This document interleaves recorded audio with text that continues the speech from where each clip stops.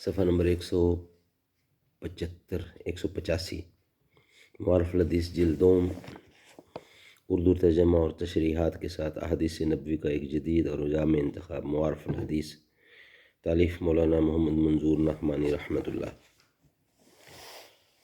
الحمدللہ نحمده ونصلی علی رسولہ الکریم بسم اللہ الرحمن الرحیم۔ قال النبی صلی اللہ علیہ وسلم، حضرت ابو ہریرہ رضی اللہ سے روایت ہے کہ رسول اللہ صلی اللہ علیہ وسلم نے ارشاد فرمایا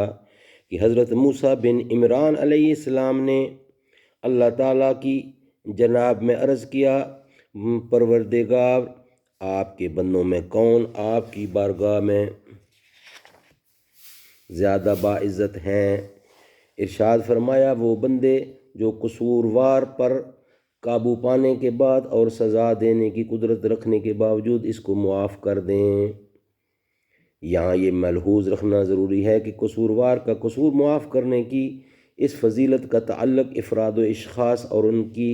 ذاتی اور نجی حقوق و معاملات سے ہے، لیکن جو جرائم اللہ تعالیٰ کے جرائم ہیں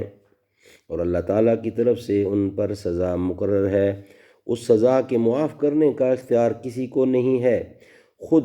رسول اللہ صلی اللہ علیہ وسلم جو دنیا میں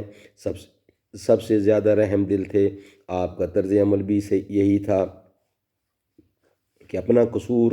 کرنے والوں کو ہمیشہ معاف فرما دیتے تھے، لیکن اللہ کی حدوں کے توڑنے والوں کو اللہ کے حکم کے مطابق سزا ضرور